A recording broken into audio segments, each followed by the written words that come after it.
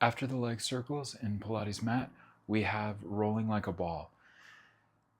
I was always taught that this was meant to be a massage of the spine, but the question that I've always had is how can we take the momentum out of the movement? Um, so this is a variation, I guess you could say, that I'm offering for us to find an incremental weight shifting up and down the spine without any momentum, still retaining that same purpose of how can I massage my spine, sacrum to C7. I try not to go above C7 because I don't know. We were always taught that we don't need to necessarily be weight bearing in our cervical spine. It's hard to not just sort of throw it into the head. So I use that as a safe marker. So we'll have just like our modified rollback start, thumbs with palms on the thighs, on the hamstrings rather. We come forward on the sits bones, soft chin, wrapping the shoulders. We sit tall.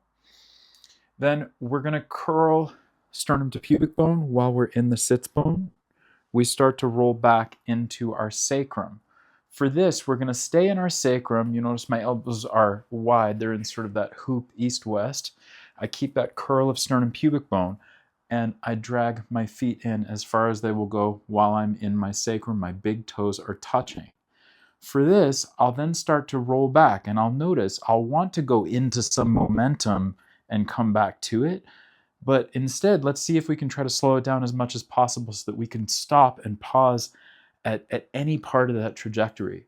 So instead, what I'm going to do is I'm going to push my knees away into my hands while I curl that sternum deeper into pubic bone, and I'm going to start to lean back into it. I keep pushing the legs away as I start to roll up the spine.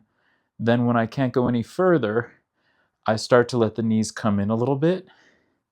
Then I'll let the hands roll up the calves. I pull down on the calves while the legs extend away for me to weight shift up my spine. Keep a soft chin tucked into the throat so that we don't bear any weight on the head, but we're going up to our C7, that bony nub at the base of the neck. And then to come back down, we start to let the seat come down to the floor as we keep the hands pulling down. The hands will then slide.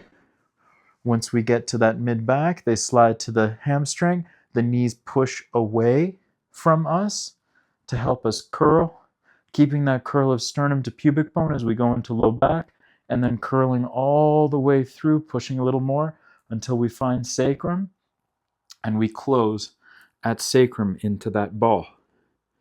And then we'll do the same thing again. As the knees push away, we curl that sternum to pubic bone, leaning back as far as we can, keeping the weight in the sacrum. Then we start to tip into that low back, mid back. We then slide up the legs. We push the legs away from the hands as the knees open. The feet come overhead to help us shift up the spine, just shy of that C7. And we reverse.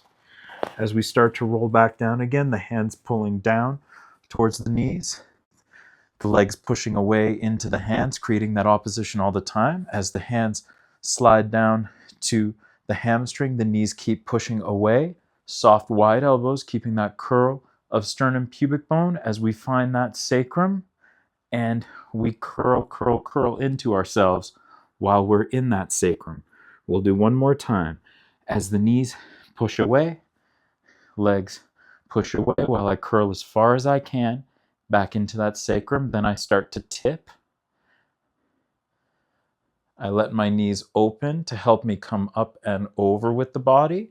The hands slide up to the calves. I pull down on the calves while the feet swing overhead, slow motion, so that I can pause and have a conversation in any part of this trajectory. I never need to move through any of it with any momentum.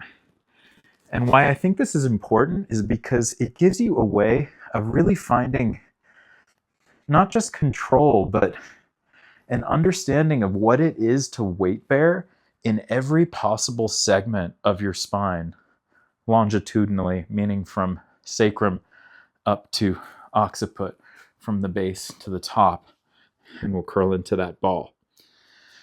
From there, we would go into our ab 5. So this is just, this is a really, I think it's a really important study for rolling like a ball. It's obviously, you know, the traditional rolling like a ball is great, but often it's, if we're being honest, it's usually really done with momentum. And if I'm being honest with myself, it's something that I don't yet have control in, and I think most people don't. It's something where we can actually learn that study of what it is to really weight bear in every possible area of the spine and massage that open and even oscillate a little bit. As a further little variation in this, you can always, when you come into it, you can always stop in certain areas and just rock through back and forth just a slight bit, noticing that you have control over which part, which segment of the spine you'd like to find an oscillation. And eventually, when we want to do this in spiral with a little more momentum, you can always have legs. You can have both hands behind one leg. We can curl down and through and come up and over, and just giving a little unilateral feel for it, that feedback of coming through with that. If we go into, we would do that for each side. If we come into a little faster version, what I like to do is hoop with the arms, curling that sternum to pubic bone while we're weighted in our sacrum, and we come back, we inhale and exhale, we switch, we inhale, we exhale, we switch and inhale, exhale, and switch and inhale and exhale, and then we would be ready for our single leg stretch in that transfer. For this version, I push through that hamstring. I hold on to the hamstring and push away with the knee to make sure that there's no momentum in the transition for single leg stretch in the ab 5. So those are some variations with the rolling like a ball. And what I've noticed is just by working that incremental sequencing, that really truly taking the momentum out of feeling the full weight shifting up and down the spine, allows me, when I go for the more traditional version, I actually have less momentum in my movement. There are less sort of stutters or kind of fast spots. It's a more even rate of shifting up and down the spine. There aren't sort of disproportionately quick areas. So I hope that makes sense, but I think it's a really important study in basic Pilates to make sure that you always have a way of taking out momentum, no matter what, as sort of the foundational approach to the Pilates method.